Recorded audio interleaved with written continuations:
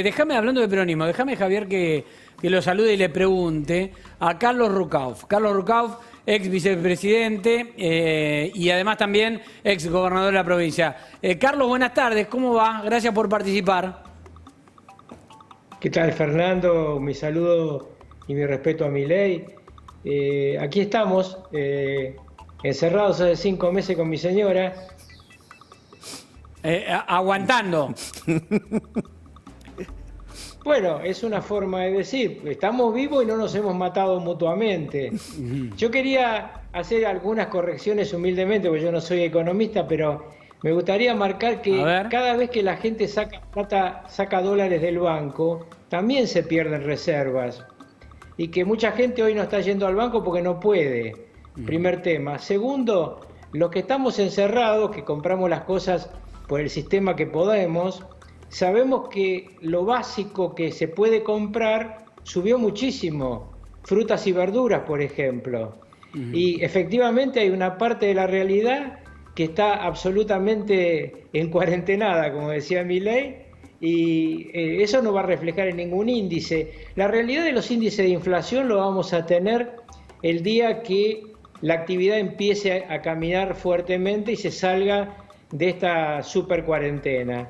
Y vamos a tener ahí dos realidades. Primero, una pobreza muy grande, una desocupación muy grande, una tensión social muy profunda, en consecuencia un incremento de la inseguridad y, lo que es más grave, una pelea política inexplicable para mí. Porque digo, si se pusieron de acuerdo el presidente, Larreta y todos los gobernadores para luchar contra la pandemia, podrían ponerse de acuerdo para ver qué hacemos en materia económico-social y de inserción en el mundo, porque además estamos muy solos respecto a la comparación del 2002 que hacía Milei. Cuando yo salí al mundo junto al entonces ministro de Economía, primero Remes y luego Labaña, el mundo podía ayudarnos. Hoy el mundo no nos puede ayudar y para colmo nos aislamos. Carlos, nos decía recién Javier que él cree que esto va a ser peor que el 2001. ¿Coincidís en términos, él lo plantea en términos económicos, yo te pregunto en términos políticos, ¿vos crees que va a ser peor? Esta crisis infinitamente peor porque no es solamente Argentina, es una crisis mundial. Si vos la querés comparar, compararla con la del año 30. La crisis del año 30 desparramó miseria en el mundo entero y hizo nacer los totalitarismos que nos llevaron a la Segunda Guerra Mundial. Hoy Europa se autoprotege, acaba de firmar un acuerdo, Next Generation EU, por el cual 750.000 millones de euros, una parte en subsidio, otra parte en préstamos, son para los países europeos y van a buscar la plata al mercado porque el mercado ahí sabe que le repagan. Pero se van a prestar euros a ellos, no a nosotros. Cuando nosotros salimos a buscar ayuda, en Brasil estaba Fernando Henrique Cardoso, un estadista, hoy no. Estados Unidos estaba en una posición difícil, pero se la pudo convencer luego de una negociación muy larga. Usted imagínense que el presidente de Estados Unidos saludó 3 presidentes seguidos en una semana, era medio raro. Y ahora tenemos un cambio de poder posible en los Estados Unidos y yo observo con estupor que algunos creen que porque gane Biden, suponiendo que gane Biden, va a cambiar la relación de Estados Unidos con el mundo en los temas estratégicos. Estados Unidos va a defender los temas básicos de su país porque ellos sí tienen política de Estado. Nosotros lo que tenemos que tener es política de Estado y acuerdo dirigencial para enfrentar esta crisis monstruosa que va a golpear cada vez más a nuestra gente. Necesito interrumpir un minuto, le pido a Javier también un minuto y ya volvemos, porque tenemos una información urgente.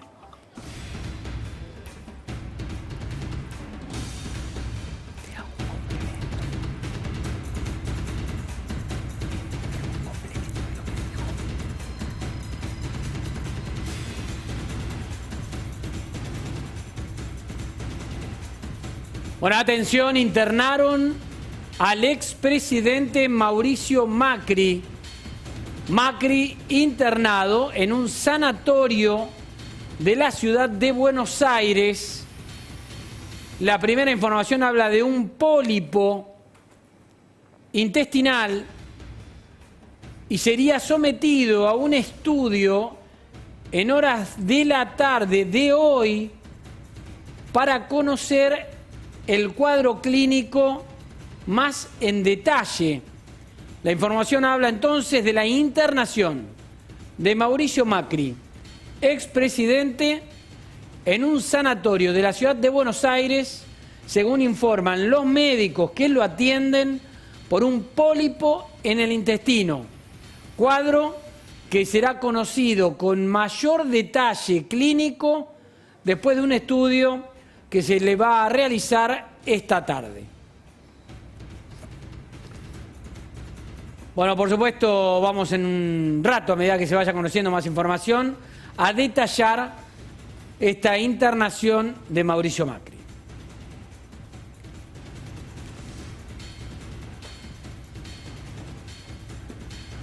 Bueno, les pido disculpas a Javier Milei acá en el estudio, a Carlos Rucauf, que también está comunicado con nosotros. Carlos, creo que Javier quería participar en algo de lo último que habías dicho. Sí, ¿qué tal, Carlos? Quería complementar algo a tu visión internacional con lo que tiene que ver con el equilibrio doméstico. Porque esta crisis es mucho peor que la del 2001-2002. Básicamente por dos cuestiones, al margen de lo internacional. Primero, porque te vas a encontrar con un desborde inflacionario y con altas chances de caer una hiperinflación, con lo cual podrías estar combinando lo del equilibrio del 89 con lo del 2002, lo cual no es menor.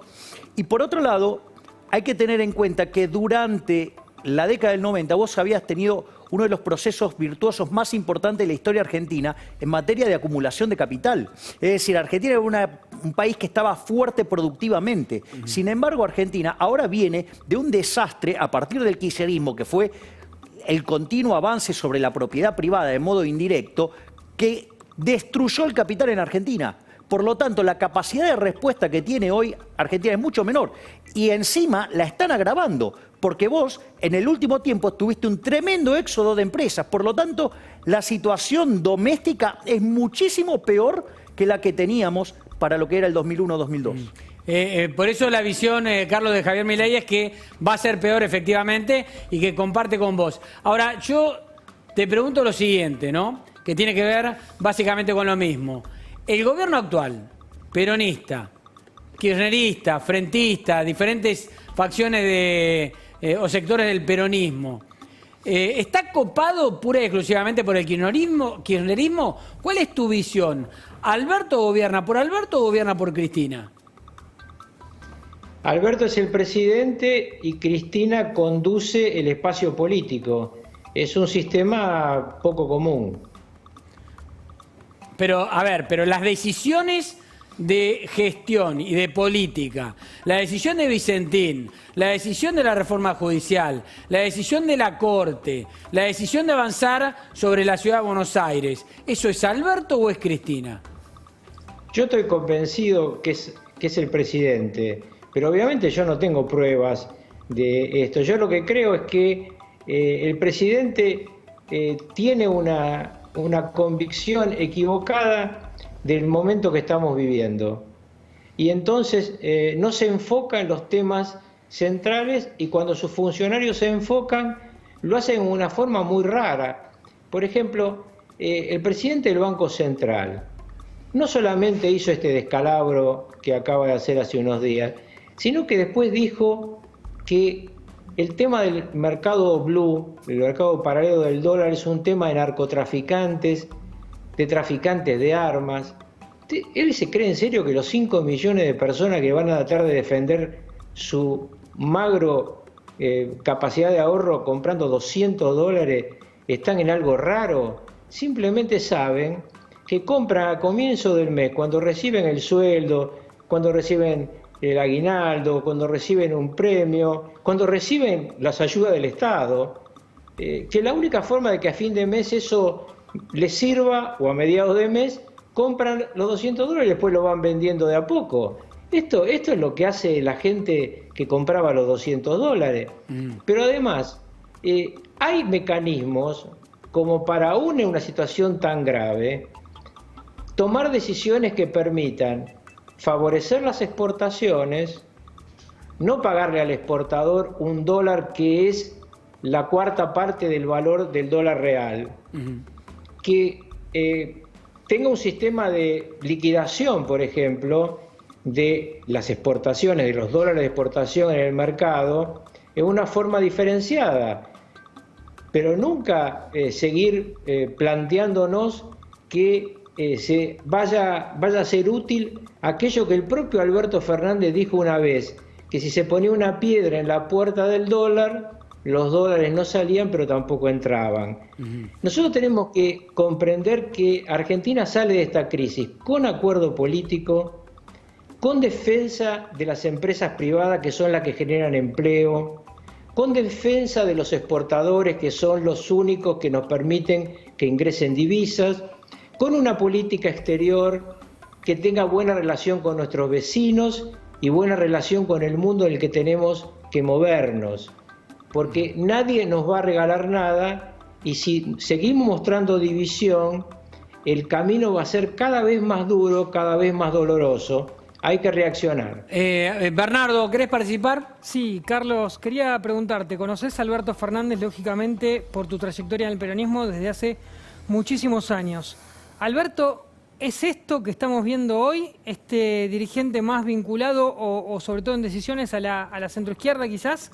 ¿O era el moderado que nos presentaron? ¿Vos cómo lo veías hace 20 años, por ejemplo?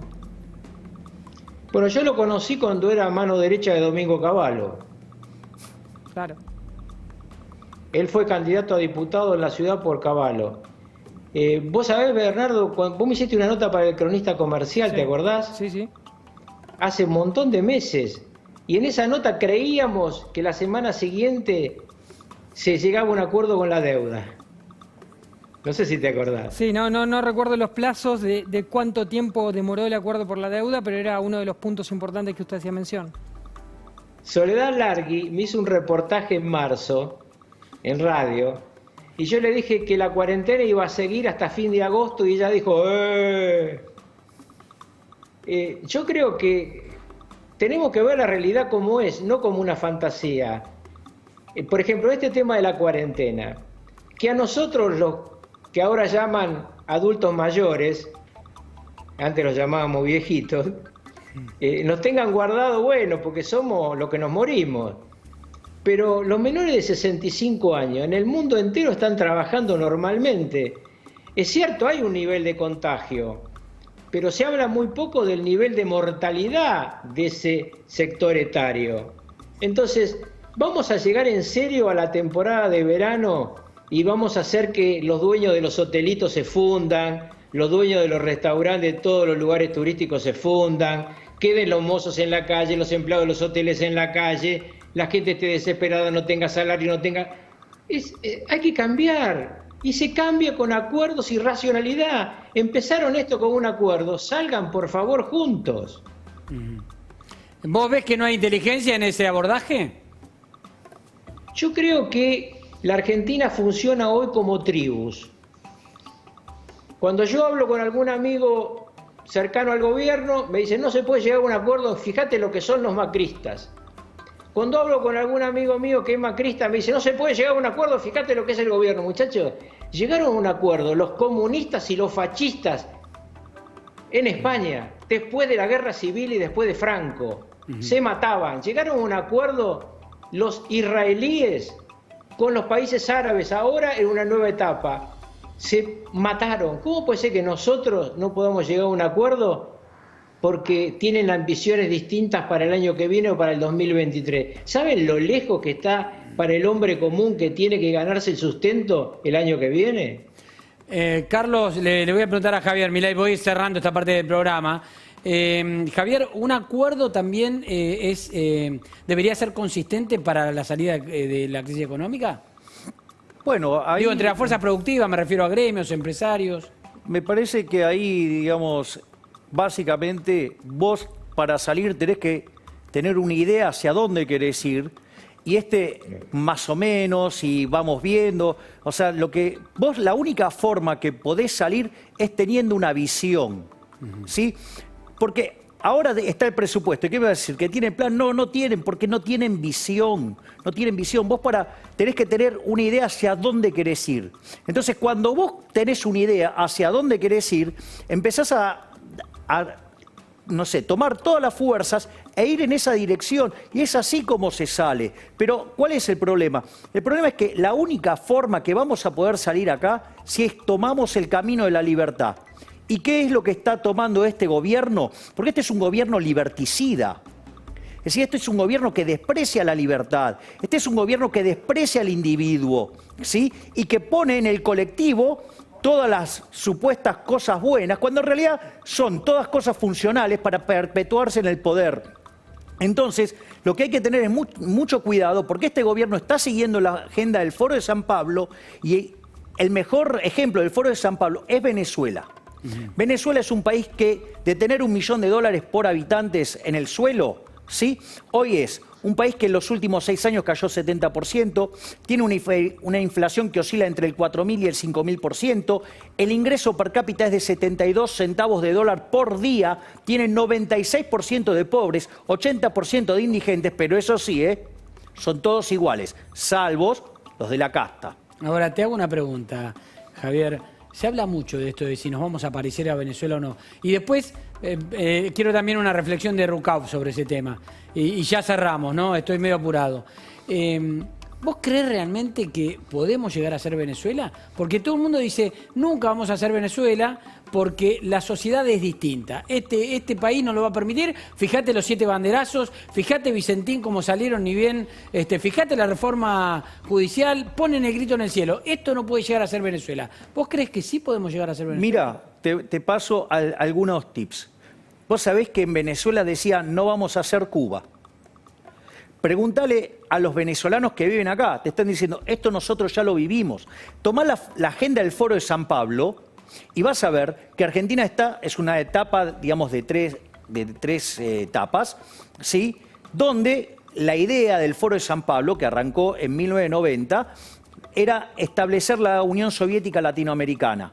Y Argentina, digamos, está en lo que es la transición entre la fase 2 y la fase 3. El que más claro lo dejó esto, ¿sabes quién? Fue el propio Alberto Fernández en un conference call con Lula cuando dijo que extraña a Chávez, a Bachelet, a Lagos, a Pepe Mujica, a Evo, a Correa, ¿sí? A Lugo, a Tabaré Vázquez. ¿Sabes qué? Todos esos salieron del Foro de San Pablo. Entonces, digo, no subestimemos eso. Y es más, te paso un libro que es muy interesante, que lo escribió un ex juez argentino, Ricardo Manuel Rojas, con una abogada venezolana, Andrea Rondón García, que se llama La supresión sistemática del derecho de propiedad como delito de lesa humanidad, y te explica todo lo que pasó en Venezuela. Y cuando vos mirás acá, es un calco. Y te digo más, la propia cuarentena impulsada por este gobierno de Alberto Fernández de Kirchner, ¿sí? Digamos, constituye un delito de lesa humanidad, porque acorde al Estatuto de Roma de 1998, artículo 7, inciso K, la supresión sistemática del derecho de propiedad te deja sin medio de subsistencia. Entonces, o te morís peleando contra el Estado, con lo cual eso es un asesinato, o alternativamente te convertís en un esclavo. Por lo tanto, digamos, esta cuarentena cavernícola que impulsa este gobierno, sí, además constituye un delito de lesa humanidad. Javier, gracias por la visita. Rukauf, 30 segundos nada más, Carlos, para decir si podemos o no ser Venezuela. No creo que vayamos para Venezuela, creo que el 90% de los argentinos tenemos una visión distinta, no nos vamos a dejar llevar por las narices si alguien lo intenta. Tampoco creo realmente que el gobierno intente ir para el lado de Venezuela. Creo que esa frase del presidente sobre sus recuerdos y sus deseos de algunos líderes latinoamericanos son todos muy distintos. No importa de dónde salen, no es lo mismo claramente para mí el gobierno de Evo Morales y su ministro de Economía que el gobierno de Maduro. Ni siquiera tiene que ver Maduro con Chávez, pero es muy largo de explicar. Yo lo que digo es, en la Argentina hay que trabajar todos para llegar a un acuerdo político, para que se trabaje junto oficialismo y oposición. Y de ahí empezamos a salir. Si no nos juntamos, no es que vamos a llegar a Venezuela, pero vamos a llegar a una crisis económica y social mayúscula. Gracias, Carlos Rucauf. Gracias por